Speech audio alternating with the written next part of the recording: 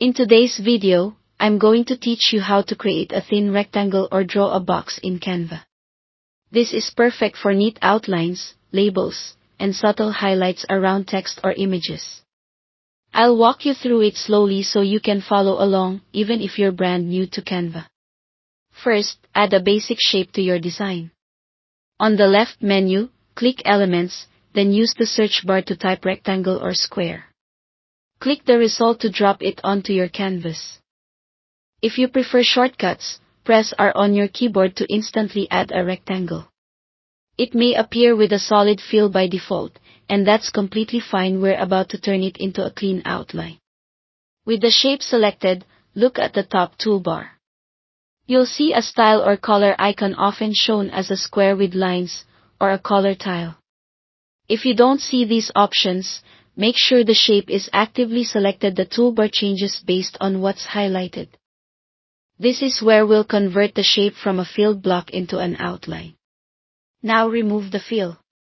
Click the main color square and choose No Color, sometimes shown as a transparent option with a diagonal slash.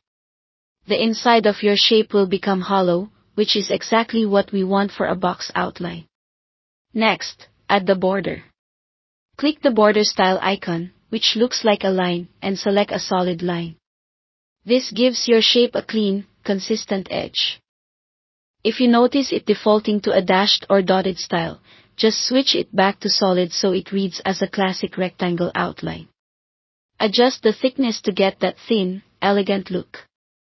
Use the border weight slider to make the line lighter or heavier. A smaller weight produces a finer outline, a larger one makes it bolder.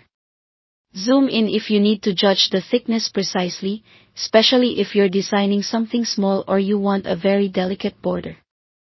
Finally, resize the outline to the exact thin rectangle you need. Drag the corners to scale evenly, or use the side handles to stretch it longer or narrower. If you want to keep the proportions while you scale, hold Shift as you drag a corner.